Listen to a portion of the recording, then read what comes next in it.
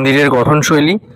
সামনে অনেকগুলো পিলার দিয়ে এত সুন্দর নকশা করে এই ডিজাইনটা এত সুন্দর করেছে, এত ইউনিক, স্পেশালি এই কালার দিয়ে, কালার কম্বিনেশনটা, যার জন্য মন্দিরটা আরো ভালো লাগছে। এখান থেকে পুরো লুকটা আসছে, এটা আমাকে বাইরে বেরোতে হলো।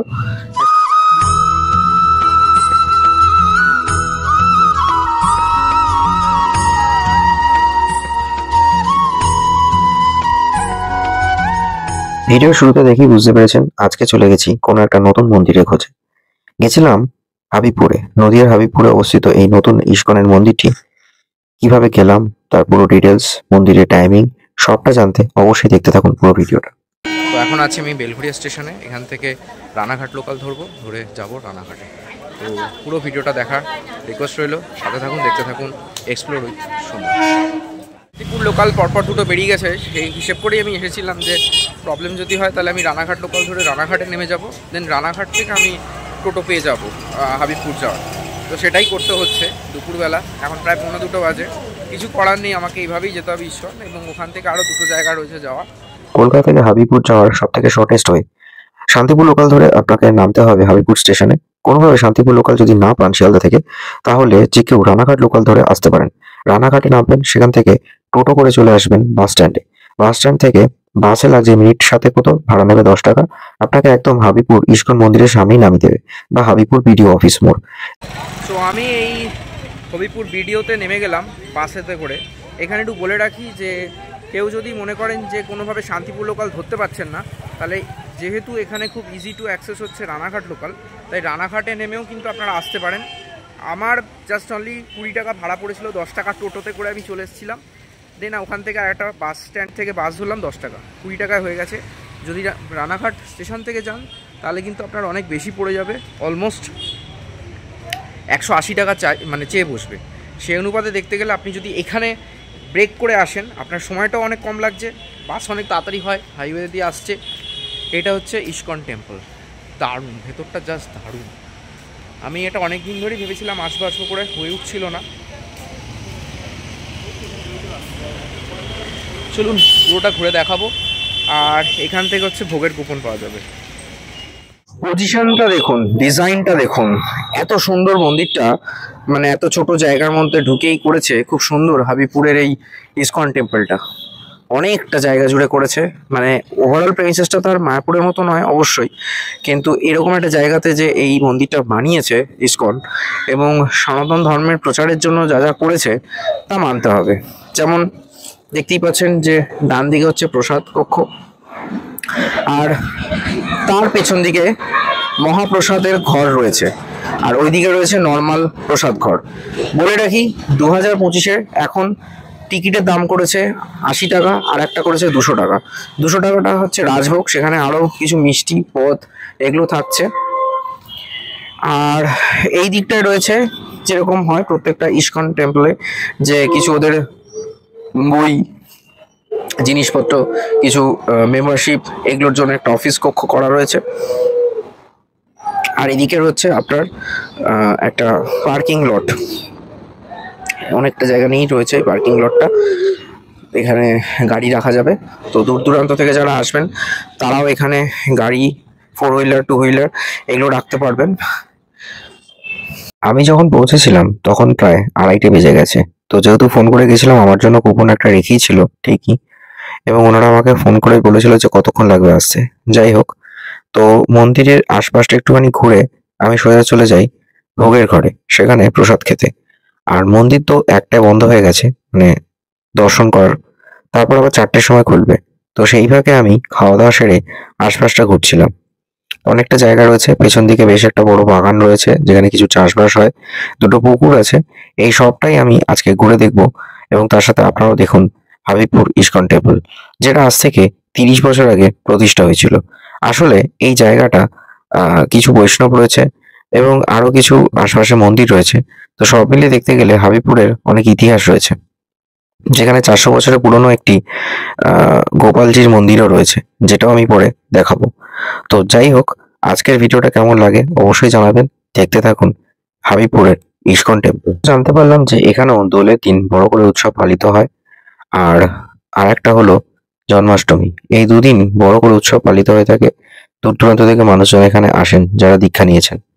আর ইসকন মানেই তো ইন্টারন্যাশনাল কৃষ্ণা সোসাইটি, যারা কৃষ্ণের নামে সনাতন ধর্মকে প্রচার করছেন।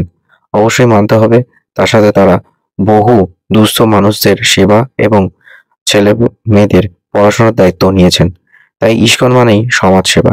তাই ইসকন মানে সেখানে আপনাকে নিজে থেকেই যদি জয়েন করতে পারেন তাহলে আপনারও মনের মধ্যে একটা প্রশস্তি আসবে।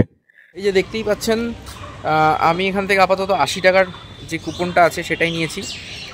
ফোন করে বলেছিলাম, তা দেখলাম এখানে অ্যাভেলেবেল রয়েছে, আজকে মাঘী পূর্ণিমা তো চলে এসেছি। আপাতত নর্মাল যে বেস কুপনটা আছে ওটাই নিয়েছি। 1:30 থেকে শুরু হয়ে গেছে, এখন অলমোস্ট 2:30 বাজে। আমাকে বললো তাড়াতাড়ি যান, আগে প্রসাদটা গ্রহণ করুন। তো দেখতে থাকুন চ্যানেলের বাকি ভিডিওগুলো, আর আজকের এই স্পেশাল ইসকন হাবিবপুরটা পুরোটাই দেখবেন। একদম শেষ লগ্নে এসে বসেছি, মানে অলমোস্ট 2:30 বেজে গেছে। এখানে 1টা থেকে খাওয়ানো শুরু হয়, তো দ্যাটস ওয়াই প্রচুর দেরি হয়ে গেছে। লোকও প্রায় খালি হয়ে গেছে, আজকে পূর্ণিমাতে নাকি ভিড় হয়েছিল। তো দেখতে থাকুন পুরো ভিডিওটা। আপাতত বসেছি প্রসাদ বিতরণের কক্ষে। প্রসাদে পেয়েছিলাম ভাত, ডাল, পালং শাকের চচ্চড়ি, ফুলকপির তরকারি, তার সাথে শিম আলুর তরকারি, আর চাটনি, পাঁপড় এবং পায়েস। রান্নাগুলো সত্যি খুব সুন্দর করেছে। এরপর প্রসাদ খেয়ে আমি মন্দিরের সংলগ্ন জায়গাটি ঘুরে দেখলাম। তো যেটা দেখতে পাচ্ছি এই জায়গাটা অ্যাকচুয়ালি হাবিবপুরের এই ব্যাক সাইডটা, সামনেটা মন্দিরটা রয়েছে আর পেছন দিকে বেশ কয়েক বিঘা জায়গা রয়েছে। এটা পুরোটাই ইসকনের। এই যে এখানে দেখতে পাচ্ছেন যে কিছু একটা গরমের কোনো সবজি চাষ ব্যবস্থা করা হয়েছে, মাটিটাকে কোপানো হয়েছে, একটু রোপানো হয়েছে, কিছু সার দেওয়া হয়েছে, রোপণ করা হয়েছে। ওইদিকে হচ্ছে কিছু গাছ। আর এই সামনেটায় একটা দেখতে পাচ্ছি যে ওকেশন বা কোনো অনুষ্ঠান হলে তার জন্য একটা শেড করা রয়েছে, ওপরে একটা মঞ্চ রয়েছে, এখানে মানুষজন সমাবেত হতে পারবেন। এই যে র্যাম্প মতো করা রয়েছে। ব্যাক সাইডটাতে ওই দিকটা যেটা দেখতে পাচ্ছি, এটা মোস্ট প্রবাবলি যারা স্টাফেরা থাকেন, সেবা করেন, তারা এখানে থাকেন, কোয়ার্টার টাইপ। আর এই যে এই জায়গাটা, এটা হচ্ছে রন্ধনশালা। এখানে রান্না হয় প্রত্যেকদিন। বহু দূর দূরান্ত থেকে যারা আসেন, বেসিক্যালি এটা নদিয়া ডিস্ট্রিক্টের মধ্যে পড়ছে, শান্তিপুর লাইনে। তো সেখানে যারা আসেন অনেক দূর দূরান্ত থেকে, তাদের এখানে খাওয়ানো হয়। তারই একটা রন্ধন কক্ষ। এই যে এদিকে আরো জায়গা আছে, অনেকটা জায়গা যা দেখতে পাচ্ছি, এর অনেকটাই জায়গা রয়েছে। এইটা আরেকটা দিক, যেদিকে ফুল গাছের কিছু চাষ করা হয়েছিল, এখনো কিছু রয়েছে। অ্যাকচুয়ালি শীত তো প্রায় শেষের দিকে, বোঝাই যাচ্ছে শীত তো প্রায় শেষের দিকে, বুঝতেই পারছেন দেখে সেটা। আর এই যে এদিকটা হচ্ছে যারা বাইরে থেকে আসছেন তাদের জন্য গেস্ট হাউস। এই গেস্ট হাউসটা বেশ বড়, 5তলা বিল্ডিং, লিফট ফেসিলিটি রয়েছে। যারা আসতে চান তারা ওই নাম্বারটা আমি ডেসক্রিপশন বক্সে প্লাস এমনিও দিয়ে রাখবো। এই নাম্বারে ফোন করলে আপনারা দূর দূরান্ত থেকে যারা আসছেন তারা আগে থাকতে রুম বুক করতে পারবেন, বা সাথে সাথে এসে কুপনও পেতে পারেন। আমি যেমন আজকে অনেকটা দেরি করে এসেছিলাম, তাও আমি ফোন করে এসেছিলাম বলে আমার জন্য কুপন রেখে দিয়েছিল। আর এদিকটা হচ্ছে গোশালা। এটা হচ্ছে গোশালা। যেমন হয় যে প্রত্যেক কটা ইসকনেই তাদের নিজস্ব গোমাতা রাখা থাকে, তাদের যে মিল্ক প্রোডাক্ট সেগুলো দিয়ে এখানে রান্না হয়। আপাতত এখানে কিছু নেই, কেউ নেই, দুপুরবেলা ফাঁকা। এখানে ডোনেশন একটা রাখা রয়েছে। আর এদিকটা হচ্ছে গোশালা। এই মাঠটাতে মনে হলো গোমাতারা থাকেন। ওদিকের একটা রুম আছে যেটা জানলাম যারা গোশালা মেনটেনেন্সে থাকেন তাদের রুম ওটা। আর এই যে গোশালা,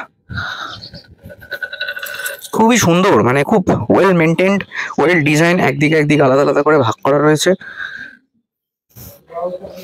অনেকগুলো রয়েছে।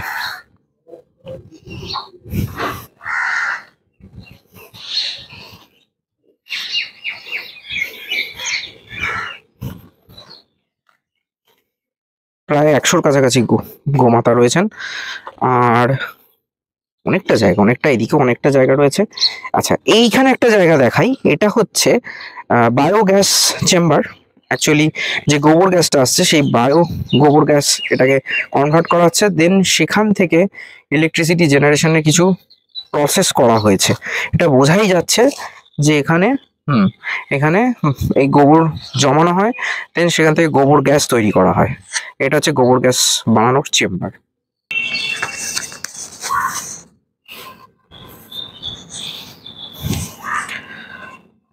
তো এই ছিল পুরো প্রেমিসেসটা। হাবিবপুর যে ইসকন টেম্পলটা রয়েছে পুরোটাই আমি ঘুরিয়ে দেখালাম, পুরোটাই কভার করেছি। এখন ঘড়িতে বাজে 3:30। আমি জাস্ট 4টে বাজার অপেক্ষায় আছি যে মূল মন্দির ওপেন হবে, দেন জগন্নাথ দর্শন করব, করে তারপর এখান থেকে বেরিয়ে যাব। ভিডিওটা পুরোটা দেখুন, আশা করি ভালো লাগবে। নো ডাউট এই জগন্নাথ মন্দির বা ইসকন টেম্পল যেটা রয়েছে, এই টেম্পলের যে ডিজাইনটা এটা খুবই সুন্দর, খুবই সুন্দর। অনেকগুলো মন্দিরের চূড়া রয়েছে। চলুন এবার মন্দিরটা দেখানো যাক। এখানে এনারাও উপস্থিত রয়েছেন, অনেকক্ষণ ধরে আমি দেখিনি।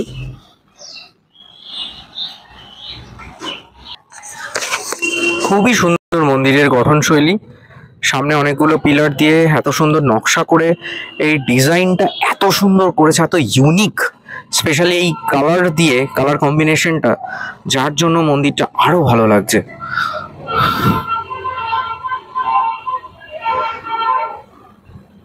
সামনে দুদিকে এখানে শ্রীকৃষ্ণের যে বাহন তাকে রাখা হয়েছে, তারা রয়েছেন। এখান থেকে পুরো লুকটা আসছে, এটা আমাকে বাইরে বেরোতে হলো। অ্যাকচুয়ালি দুটো গেট আছে, এদিকে একটা গেট আছে আর ওদিকে একটা গেট আছে, এই দুটো গেট রয়েছে। আমি নেমেছিলাম হচ্ছে ওই মোড়ে মাথা থেকে, ওইখান থেকে আমি এসেছি, মানে ওখান থেকে বাস নামিয়ে দিয়ে চলে গেছে হাবিবপুর বিডিও মোড়। ওখান থেকে জাস্ট একটুখানি ওয়াকিং ডিস্টেন্স, মানে জাস্ট আপনি 2 পা হাঁটলেই এই মন্দির দেখতে পাবেন। আর এই হলো মন্দিরের পুরো লুকসটা, অসাধারণ, দারুণ। বাইরে থেকে আসলে পুরো মন্দিরের লুকসটা দেখা যাচ্ছে, খুবই সুন্দর, খুবই সুন্দর।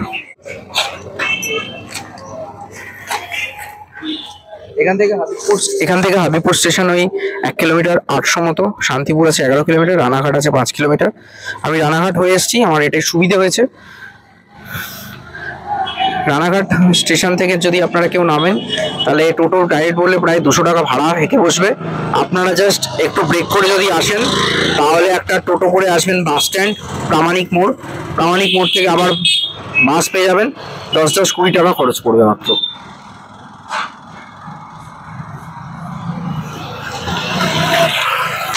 যেটা আমি বললাম যে মন্দিরটা প্রায় 27-28 বছর হয়ে গেছে, জায়গাটা নিয়েছিল 30 বছর আগে। আর এই যে দেখতে পাচ্ছেন যে মায়াপুরে যেরকম দোল উৎসব, জন্মাষ্টমী বড় করে হয়, এখানেও তাই। এখানে গৌর পূর্ণিমা বা যেটা দোল পূর্ণিমা, সেখানে একটা মিশ্র উৎসব হবে 13ই মার্চ থেকে 15ই মার্চ। মাথায় রাখবেন 13ই মার্চ থেকে 15ই মার্চে যে দোল উৎসব আছে সেই উপলক্ষে এটা হবে। আর এখানে কি কি রয়েছে না রয়েছে তার ডোনেশন লিস্ট, সময়সূচি, সমস্ত কিছু এখানে মেনশন করা আছে।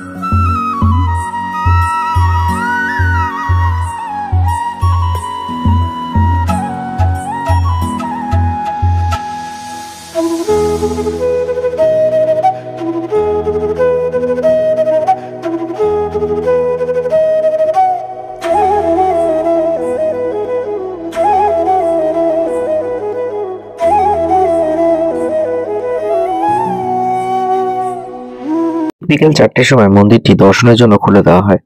মাঝখানে রয়েছেন, দেখতেই পাচ্ছেন, জগন্নাথ দেব রয়েছেন, তার সাথে বলরাম সুভদ্রা রয়েছে, আর এক পাশে রয়েছে রাধা কৃষ্ণ।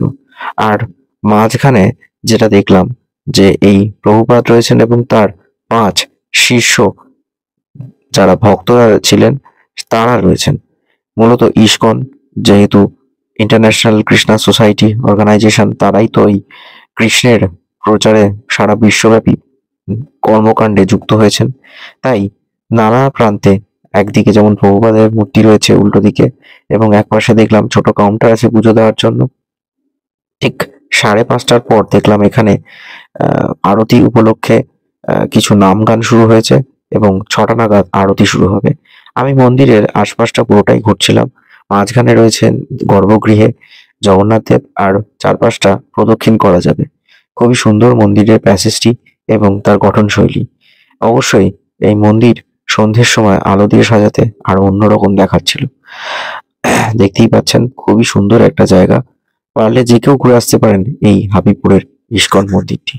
রানাঘাটের কাছে অবস্থিত হাবিবপুরের ইস্কন মন্দিরটি কেমন লাগলো অবশ্যই জানাবেন। ভিডিওটা পুরো দেখুন।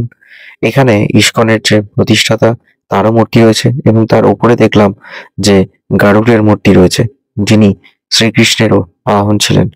বলা চলে এই মন্দিরটি কেন্দ্র করে একটা বড় কর্মকাণ্ড হচ্ছে পুরো হাবিবপুর জুড়ে, যেখানে সমাজসেবা একটা প্রধান অংশ।